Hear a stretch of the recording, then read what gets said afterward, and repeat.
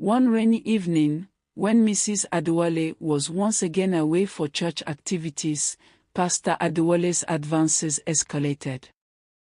He cornered Amoka in the study, his breath reeking of alcohol. "You know, Amoka," he whispered, his voice dripping with malice, "the Lord works in mysterious ways. Perhaps he brought you here for this very purpose." Amoka felt trapped, her back against the wall and her mind racing for a way to escape. Desperation lent her strength, and she managed to break free, running to her room and locking the door behind her. In the bustling city of Lagos, amidst the cacophony of street vendors and the rush of commuters, lived a young orphan named Amoka. She had grown up in an orphanage, the walls of which were both a sanctuary and a prison, protecting her from the world yet confining her dreams.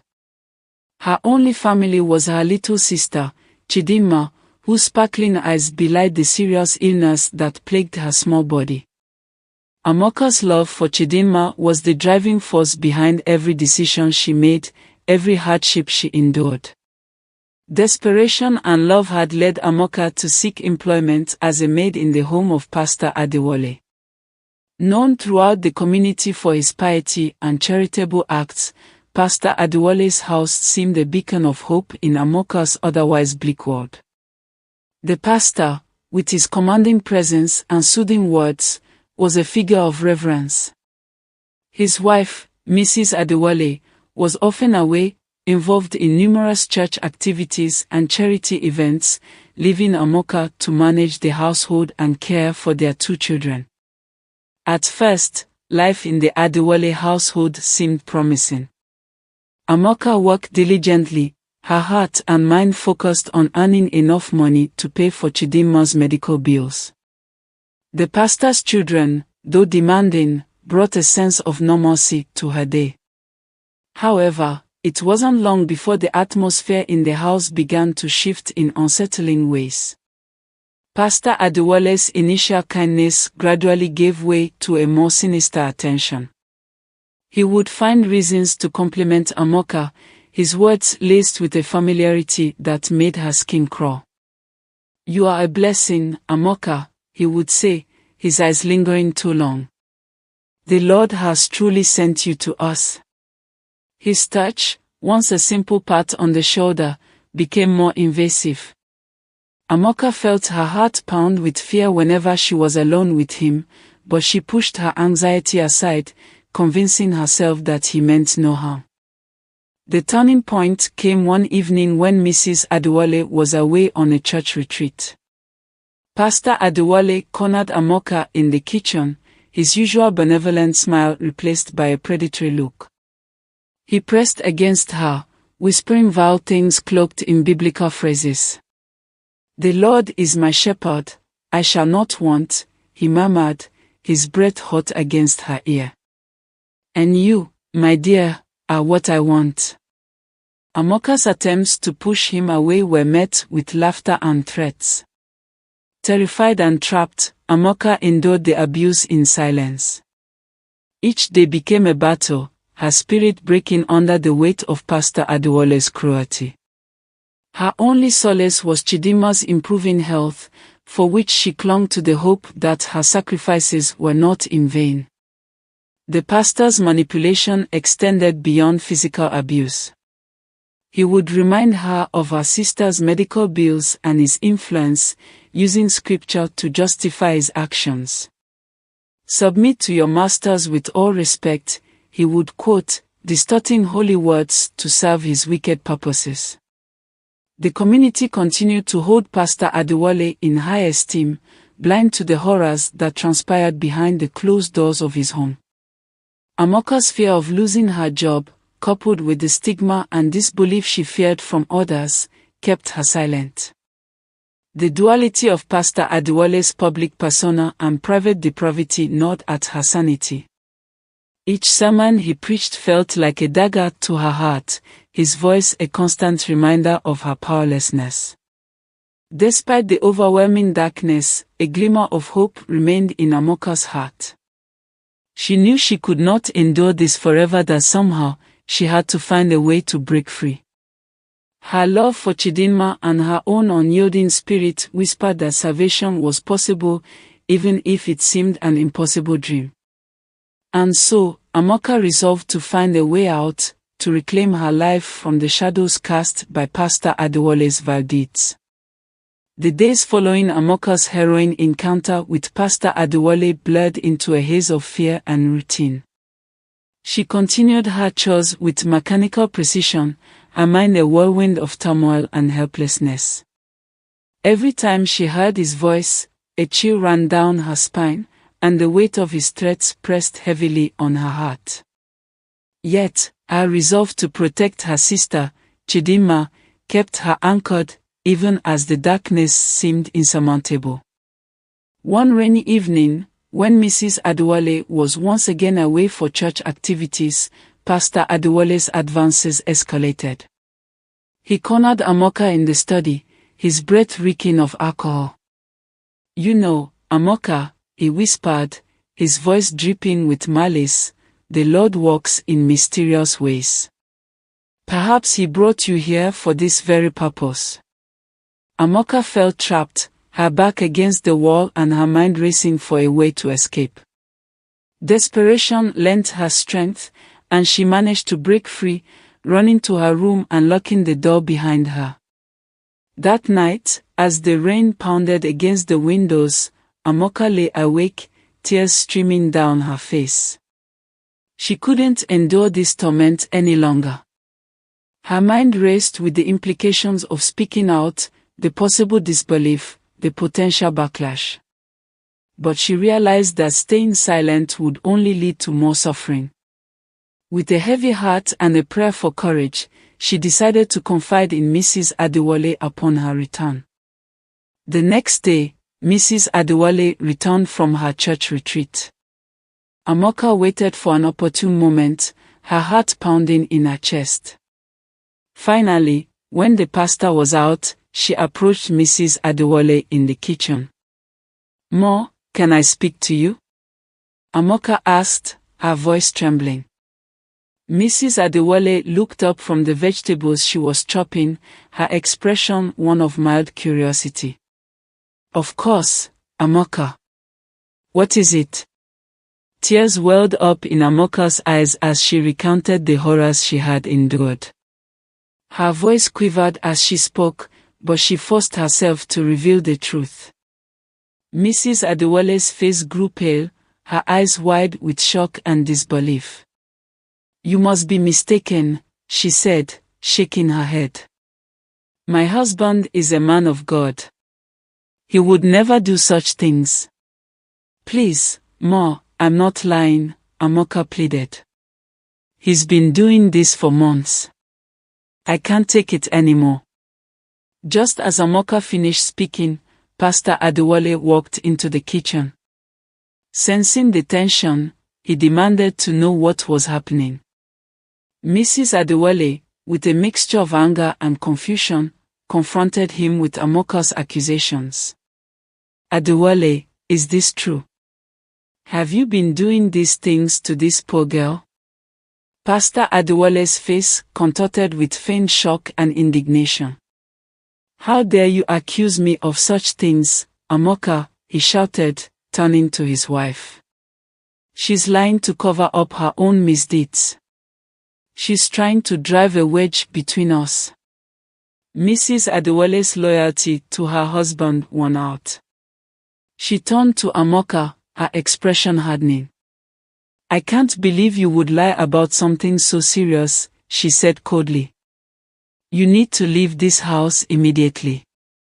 The rain began to pour down outside as Amoka, heartbroken and betrayed, was thrown out into the night. She stumbled through the streets, the cold rain mingling with her tears. Exhausted and desolate, she eventually collapsed on a sidewalk, her body racked with sobs. Hours later, as the rain continued to fall, Connor, the son of the state governor, happened to drive by. His headlights illuminated Amoka's prone form on the pavement. Alarmed, he stopped his car and rushed to her side. "Miss, are you all right?" he asked, gently shaking her shoulder. When she didn't respond, he carefully lifted her into his car and sped to the nearest hospital. At the hospital, doctors worked quickly to stabilize Amoka. Connor waited anxiously in the lobby, his thoughts a whirlwind of concern for the young woman he had found. When she finally awoke, weak but alive, Connor was at her side. "You're safe now," he reassured her. "Can you tell me what happened?" With a mixture of relief and gratitude, Amoka recounted her ordeal. Connor listened intently, his expression hardening with anger at the injustice she had suffered. "Don't worry, Amoka," he said firmly. "You're not alone in this. We'll make sure you and your sister are taken care of." True to his word, Connor arranged for Chidinma to be brought to the hospital, where she received the medical treatment she desperately needed. For the first time in months, Amoka felt a glimmer of hope. Her darkest secret was now in the open, and she had found an ally in Connor.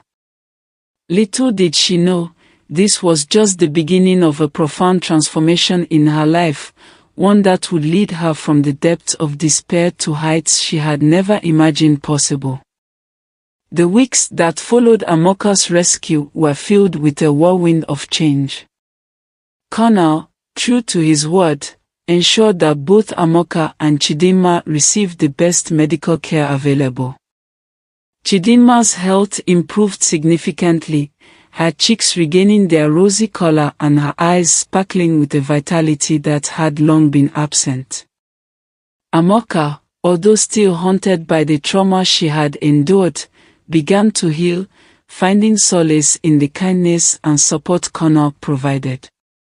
As Amoka's physical and emotional scars started to mend, her bond with Connor deepened. They spent many hours together, Connor listening attentively to Amoka's stories of her past and her dreams for the future. His empathy and compassion were a balm to her wounded soul, and slowly, a profound affection blossomed between them. It wasn't long before Connor asked Amoka to marry him, promising to stand by her side and help her create a new life. Their wedding was a modest but joyous affair, attended by a close-knit circle of friends and family. Amoka, resplendent in a simple white dress, felt a sense of peace and happiness that she had never known before. With Connor by her side, she dared to dream of a future filled with love and possibilities. Their union marked the beginning of a new chapter, one where Amoka's strength and resilience would shine. With Connor's support, Amoka ventured into the world of business. Drawing from her experiences and keen insight, she invested in properties across Lagos, quickly making a name for herself as a shrewd and compassionate entrepreneur.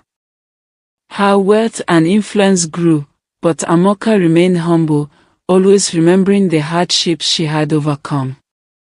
She used her resources to help others in need, creating foundations and programs to support orphans and victims of abuse. Meanwhile, Pastor Adewole's fortunes continued to decline. His financial mismanagement and the weight of his secret sins took a toll, leaving him bankrupt and destitute. The company to which he owed a substantial debt eventually seized his properties, including the house that had once been a symbol of his status and power. In a twist of fate, Amoka acquired these properties, the past coming full circle in a moment of poetic justice.